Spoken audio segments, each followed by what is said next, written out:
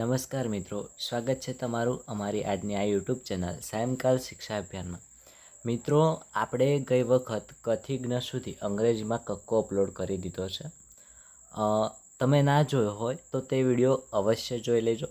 અને તેના માટેનો આપણે એક ટેસ્ટ આપણી ચેનલ, આપણી એપ્લિકેશન એટલે કે અનિલ સર ક્લાસીસમાં તે કથી જ્ઞ માટે અંગ્રેજી કક્કા કથી જ્ઞ માટે ટેસ્ટ પણ અપલોડ કરી દીધો છે. જો તમારે તે ટેસ્ટ આપવો હોય તો આપણી આ application Anil sir classes download કરી લેવી અને અવારનવાર આવા જ વિડીયો જોવા માટે આપણી ચેનલને સબસ્ક્રાઈબ કરી લેવી.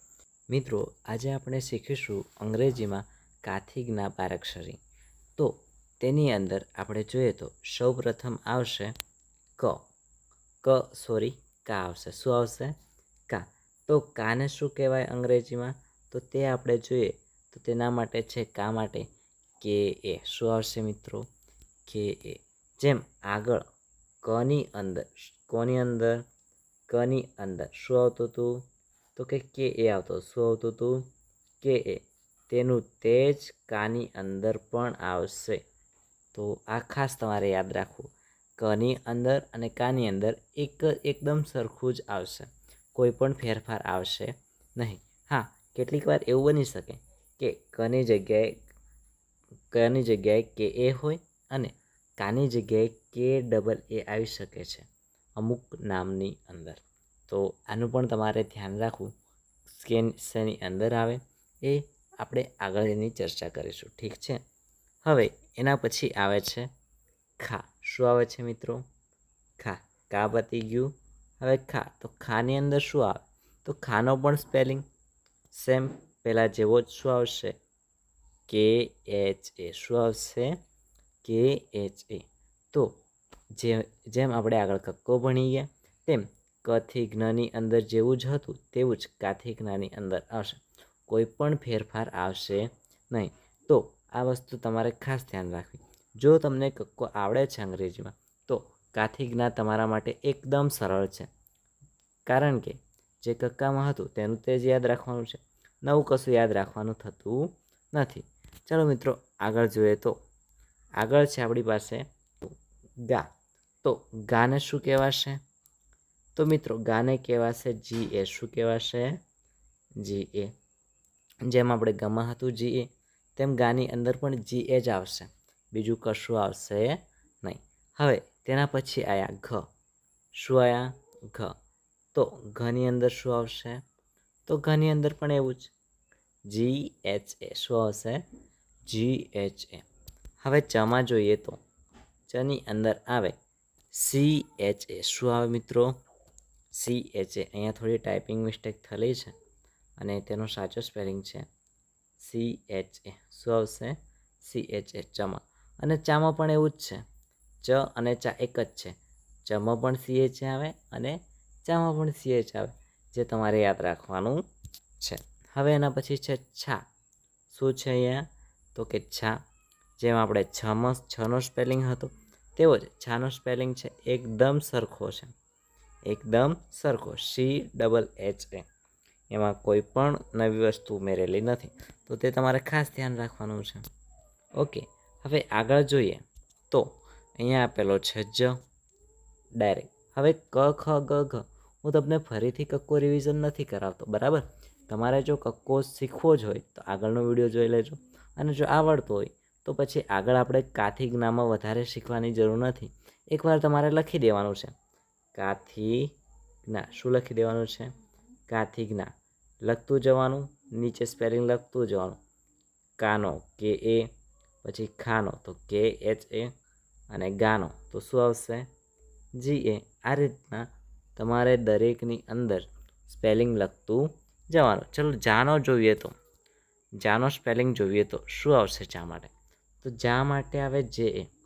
જેમ જમાં હતું, બરાબર ને? તો જામાં પણ જે એ જ આવશે. પછી અહીંયા જોઈએ તો સા આપેલો છે, શરણાઈનો સા. તો સાનો આવે એસ એચ એ. શું આવે? એસ એચ એ. એ માત્ર આ સા માટે, અને બીજું ષટકોણના સ. કોના માટે? ષટકોણના સ. અને એને કાનો સા એટલે કે એસ એચ એ થશે.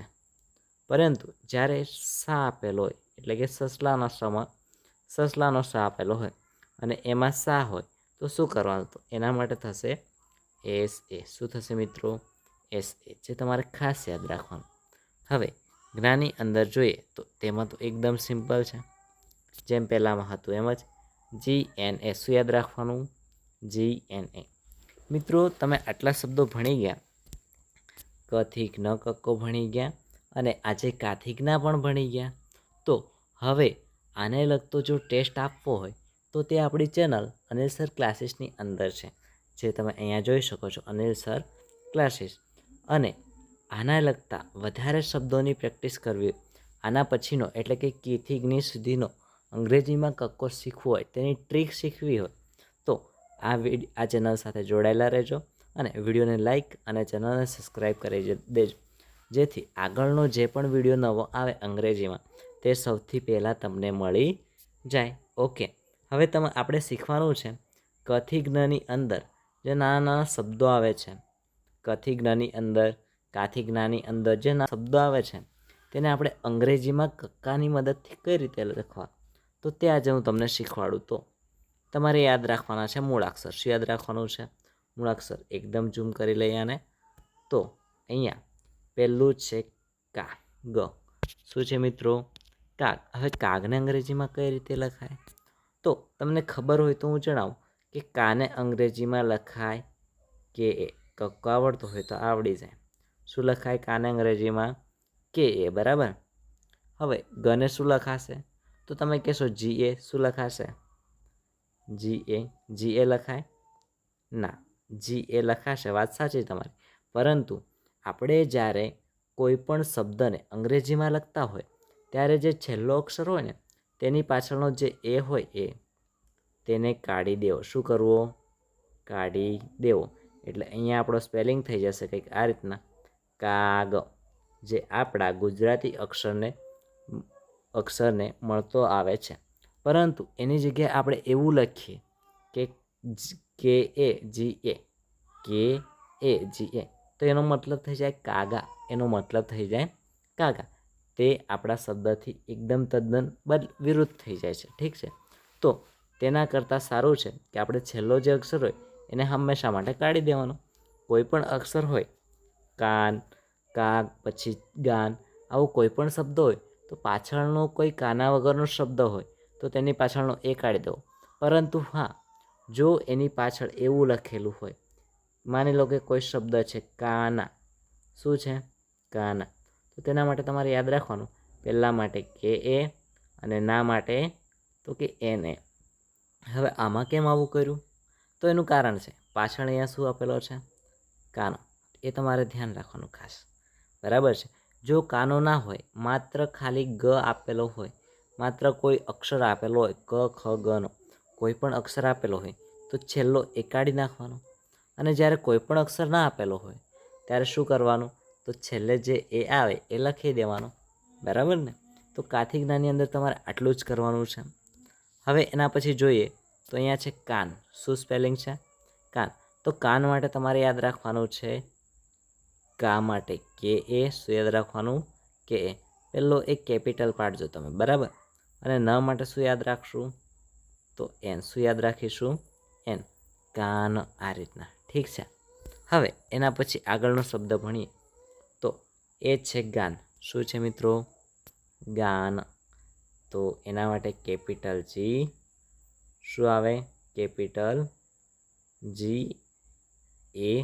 ગા માટે G અને A, અને ન માટે માત્ર ને માત્ર N. તો આ થઈ ગયો આપણો ગાન. હવે એના પછી આપણે શું કરવાનું? તો એના પછીનો શબ્દ છે જામ. શું છે? જામ. તો જે માટે શું આવશે? જે એ. શું આવશે? જે એ. અને મ માટે તો કે MA, પરંતુ આપણે મની અંદર એ કાઢી નાખવાનો છે એટલે એનો થઈ જશે JAM. જામનો મતલબ શું થઈ જાય? JAM. સમજ પડી ને? જો ના સમજ પડી હોય તો તમે મને આ વિડીયોની અંદર કોમેન્ટ કરજો, જેથી હું આને લગતા વધારે શબ્દો તમને શીખવાડી શકું. હવે એના પછીનો શબ્દ જોઈએ તો પાન. શું છે મિત્રો?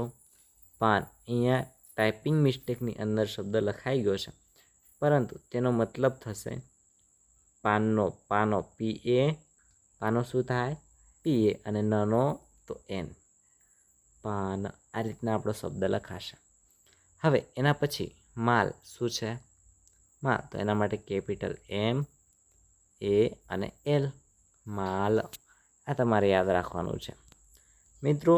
હવે આવા જ શબ્દો બાજુની અંદર આપેલા છે, જેમ કે કામ છે, પછી ખાન છે, કામ, ખાન, તાલ, તા. આ જે શબ્દો આપેલા છે, માતા છે, રાજા છે, આ જે શબ્દો આપેલા છે તે બધા જ શબ્દો, દરેક શબ્દોના અંગ્રેજી અર્થ તમારે લખવાના છે, અને તમારે કોમેન્ટમાં કરવાનું છે કે તમને આવડ્યા કે નહીં આવડ્યા. ઓકે. હવે આના પછીના શબ્દો જે છે આપણી પાસે 3 અક્ષરવાળા શબ્દો. કેવા છે? 3 અક્ષરવાળા શબ્દો. પહેલો શબ્દ છે કાપડ. થોડું વધારે ઝૂમ કરી દઈએ એટલે આપણને લખવામાં સરળતા રહે. તો પહેલાં છે કાપડ. શું છે? કાપડ. તો કા માટે શું આવશે? તો કે A. પ માટે તો કે PA, અને ડ માટે તો D. જેમ મેં આગળ કીધું હતું એમ, જે છેલ્લો અક્ષર હોય, જે છેલ્લો મૂળાક્ષર હોય તેની અંદરથી એ કાઢી દેવો. માત્ર એ કાઢવાની વાત છે, બીજું કશું કાઢવાનું થતું નથી. હવે બીજામાં તો જેમ આવે એમ જ લખવાનું. કાનો શું આવે? તો KA. શું આવે? KA. પનો શું આવે? તો PA આવે. શું આવે? PA. અને ડનો શું આવે? તો DA. પરંતુ તેની અંદરથી આપણે એ કાઢી દેવાનો છે, એટલે માત્ર ને માત્ર શું રહી જાય? D. હવે એના પછી છે કલમ. કલમને કઈ રીતના લખીશું? તો કનો આવશે KA. શું આવશે? KA. લનો શું આવશે? તો LA. મનો શું આવશે? તો માત્ર એમ, કલમ. આવડી જાય એટલું એકદમ સિમ્પલ છે. બસ તમારે નાનકડી ટ્રીક યાદ રાખવાની. જો ખાલી ને ખાલી છેલ્લો મૂળાક્ષર કાના વગરનો, એની આગળ પાછળ કોઈ ના હોય, એટલે કે રસ્વઈ દીર્ઘઈ, રસ્વઉ દીર્ઘઉ કશું જ ના હોય, ત્યારે તે અક્ષરની અંદર આવતો એ કાઢી નાખવાનો છે, અને આગળના શબ્દોમાં એમને એમ લખવાનું છે, અંગ્રેજી કક્કાનો ઉપયોગ કરીને. બરાબર ને? ઓકે. હવે આના પછી બીજા શબ્દો છે ચાદર. શું છે મિત્રો? ચાદર. હવે ચાદરને કઈ રીતના લખીશું તો તમને તે શીખવાડું. તો ચાનો શું આવે? CHA. બરાબર. દનો શું આવે? તો DA. શું આવે મિત્રો? DA. અને રનો શું આવશે? તો રનો R. આ રીતના પણ પાડી શકો તમે R. બીજું આ રીતના પણ પાડી શકો, તમને જે રીતના આવડે એ રીતના. ઠીક છે. તો ચાદર, ચાદરનો સ્પેલિંગ કંઈક આ રીતના થશે. ઓકે. હવે આના પછી છે જનક. શું છે? જનક. તો જનક માટે JA. શું આવે? પહેલાં તો JA, પછી N. ન માટે NA, અને ક માટે તો K. મિત્રો આ જે શબ્દો છે એ ખાસ તમારે અંગ્રેજી કક્કો તો આવડી જાય, પરંતુ શબ્દને કઈ રીતના અંગ્રેજીમાં લખવું તેના માટે છે કક્કાના ઉપયોગ દ્વારા. ઠીક છે. હવે તમે એનો અંગ્રેજી મતલબ જો શીખવો હોય તો આના પછીના જે વિડીયો આવે તેની અંદર આપણે આનો અંગ્રેજી મતલબ પણ શીખવાડીશું. એના પછીના કાળ પણ આપણે દરેક વસ્તુ અંગ્રેજીની અંદર શીખવાડવાના છીએ, પરંતુ સૌપ્રથમ આપણે આ ટોપિકથી શરૂઆત કરીએ છીએ.